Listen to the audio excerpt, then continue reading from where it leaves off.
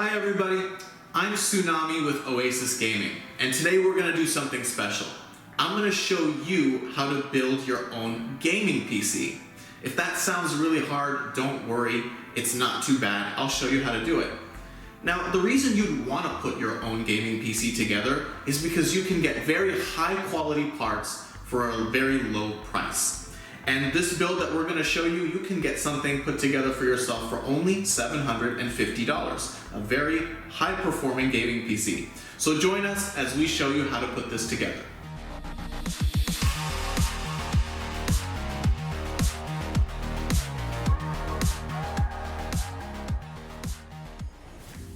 Let's start off by going through some of the parts that are going to go into this PC. The first thing we're going to take a look at is the case. Now, this isn't some big giant honking case like PCs used to be. This size is called MicroATX. It's just big enough to be able to fit all the components that we need and to be able to get good airflow, which is what we need for air to come through, cool all the parts of the PC, and have the air go out through the back. The next part we're going to look at is the graphics card, which helps us be able to play games.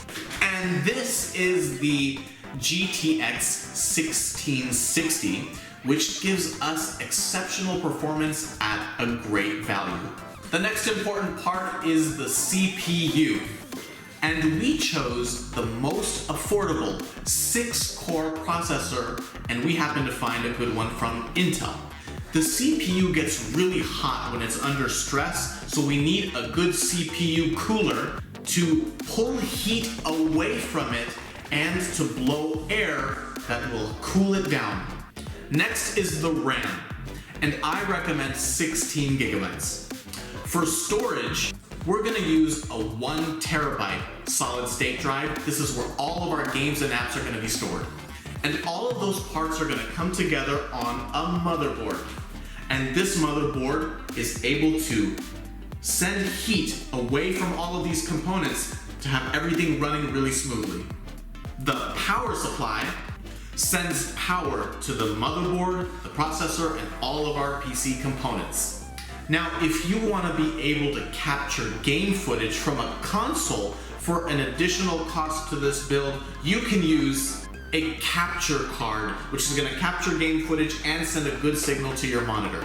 Some of the other items you're going to need is going to be a long Phillips screwdriver, preferably with a magnetic tip, a tray for you to be able to hold various screws, and even a small Phillips screwdriver. For safety, we're going to have a magnetic bracelet as well as 2 USB drives. And all of these parts are going to come together to build a great gaming PC that's going to go into this case. So let's start building. For safety, put on your anti-static bracelet and connect it to the PC case.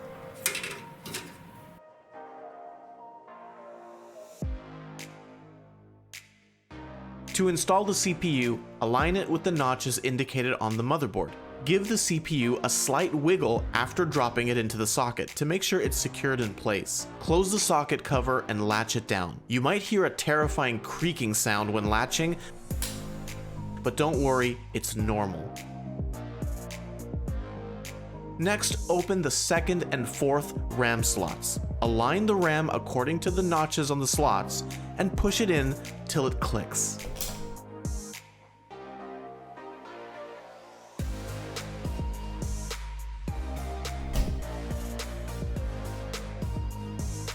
Remove the heatsink covering the slot for the storage drive. Align the drive with the notch on the slot and push it in at a 45-degree angle. Then screw the heatsink back on top of it. Thermal paste comes included with the CPU cooler. Apply a small pea-sized drop directly onto the CPU cover.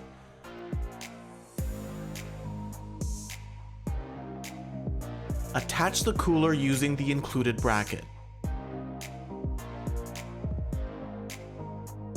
We recommend screwing it in place using a crisscross pattern. Use the included clips to attach the fan onto the cooler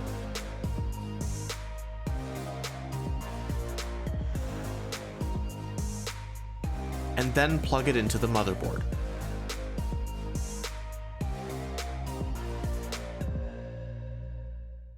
Let's open the case by removing the tempered glass front panel, as well as the metal side panel. If you have a budget case like we do, you may need to break off the relevant PCIe bracket covers.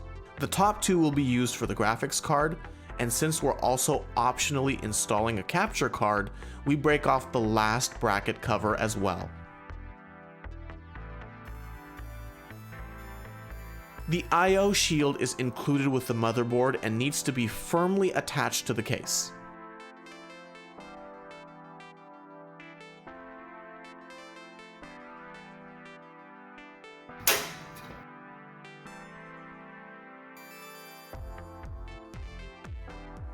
Now, lower the motherboard onto the standoffs installed in the case, and use the included screws to screw the motherboard in. Next, we'll install a case fan to the rear of the case and plug it into the motherboard.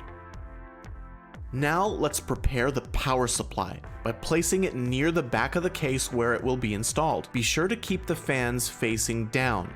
Route the power cables to the front of the case and connect them to send power to the motherboard and CPU.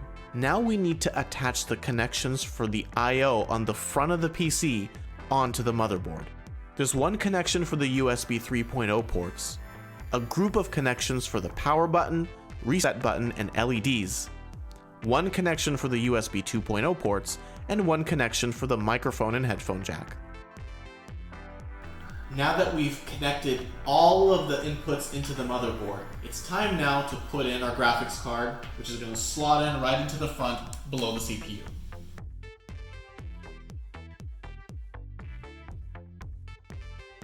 Once slotted in, secure the graphics card in place by screwing it down firmly into the bracket with the included screw. And now that we've slotted in the graphics card, we finish it off by adding the capture card, which will slot in right below. Next, route a power cable from the power supply to the graphics card and plug it in. Complete the installation of the power supply by screwing it into the back of the case.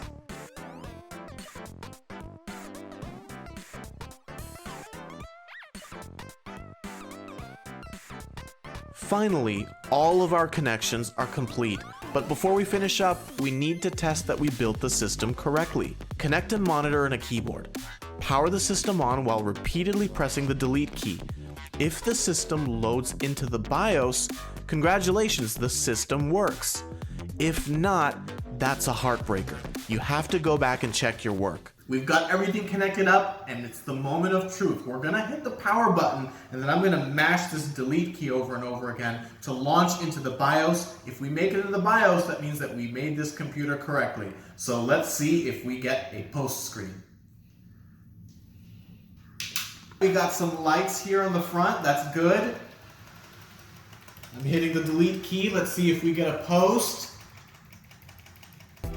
Yeah. All right, there it is. Use the zip ties included with the case to carefully organize the cables in the back. And as you can see, after a couple of zip ties intelligently placed here, we've got a very clean system in the back. Let's put all the panels back on, clean it up, and fire her up. Before our grand finale, a few words on setting up the software on your computer. Download the motherboard's latest BIOS and network driver from the manufacturer's website onto the first USB thumb drive. Use the second USB thumb drive to create a bootable Windows installation drive. Update the BIOS on the new PC and set the RAM to its maximum speed. Then, install Windows, install the network driver, connect to the internet, and run Windows updates repeatedly until there aren't any more. Finally, activate your Windows installation from the Microsoft Store app. Once complete, your PC is ready to use. All right, ladies and gentlemen, there you have it. Our complete PC build.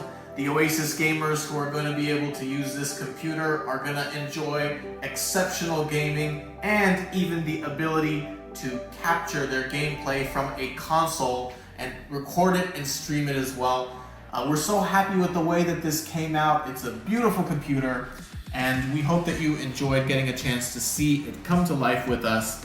I hope you learned something, and if you're willing to build your own PC, or if you have any questions, let us know in the comments below, and I'll offer you a little bit of advice and words of encouragement. I'm Tsunami, thanks for watching.